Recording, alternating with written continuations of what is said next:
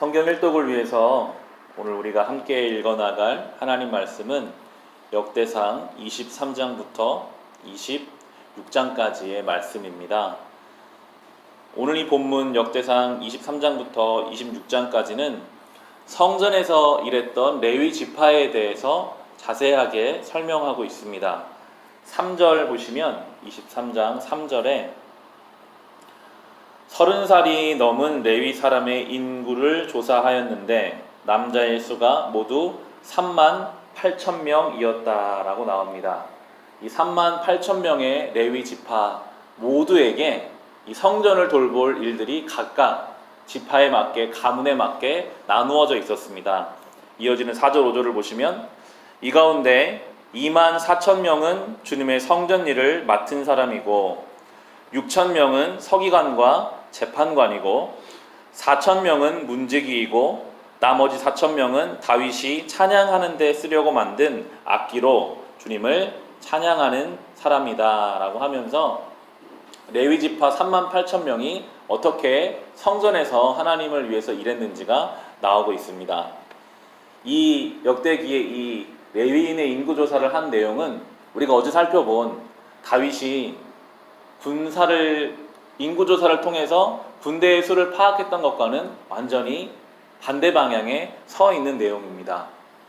군사수를 세서 그 군대의 의지에서 자기의 나라를, 자기의 삶의 안정감을 얻으려고 했던 것을 하나님이 지극히 미워하셨지만 오늘 이렇게 하나님을 위해 영적으로 세워진 이들의 숫자를 세고 그들을 각 맞는 곳에 배치하는 것은 하나님께서 기뻐하시는 일이었기에 성경에 아주 자세하게 기록되고 있습니다. 역대상을 읽어 나가실 때 특히 오늘 같은 본문은 이게 어떤 의미가 있을까 그렇게 생각할 수가 있는데요. 항상 역대상을 읽으실 때는 이 역대상을 처음 받아보는 사람들이 어떤 사람들이었는지, 바벨론 포로기를 마치고 70년의 포로 생활 때문에 이스라엘 땅이 완전히 다 성전도 무너지고 다 포로로 끌려간 그 상황에서 다시 이스라엘 땅에 돌아온 사람들에게 쓰여진 것이 이 역대상이었거든요. 역대상을 받은 그 사람들은 가장 돌아가고 싶은 때가 바로 다윗 때였습니다. 우리 다윗처럼 다윗 왕 때 그때를 회복하고 싶다.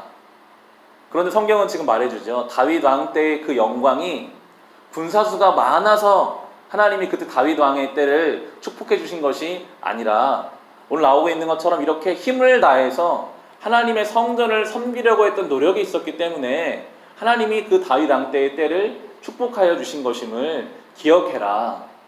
다시 돌아온 이스라엘 백성이 힘을 써야 하는 것은 군대의 수를 늘리고 자기의 힘으로 나라를 재건하려고 하는 것이 아니라 하나님 앞에 성전 중심의 신앙을 회복하라는 것이 바로 성경의 가르침이었습니다.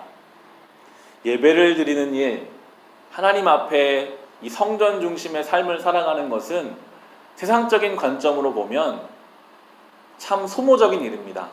세상 사람들은요, 이해를 할 수가 없죠.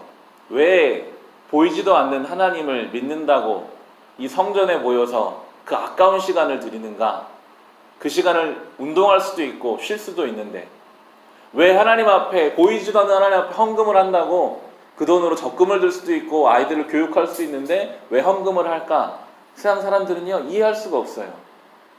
군사수를 늘려야지 나라가 부강해지죠. 그게 세상의 논리인데 하나님은 반대를 말씀하시는 거예요. 군사의 수를 늘리지 마라.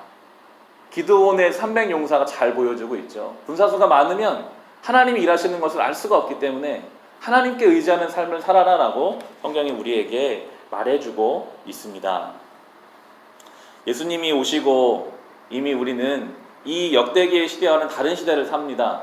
성전은 이제 눈에 보이는 성전이 아니라 예수께서 이미 성전으로 이 땅에 오셨고 십자가에서 죽으심으로 휘장을 찢으셔서 이제는 모든 믿는 자 한 사람 한 사람이 성전된 삶을 살게 하셨습니다.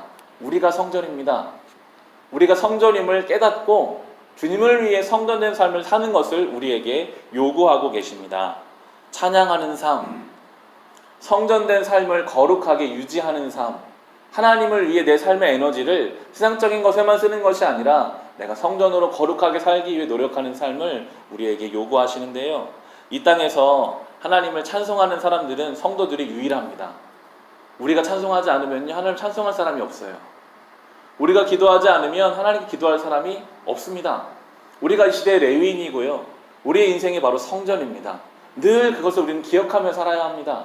그것이 바로 다시 이 땅 가운데 영광스러운 하나님 나라를 회복할 수 있는 첫 발걸음임을 우리는 깨달아야 할 것입니다.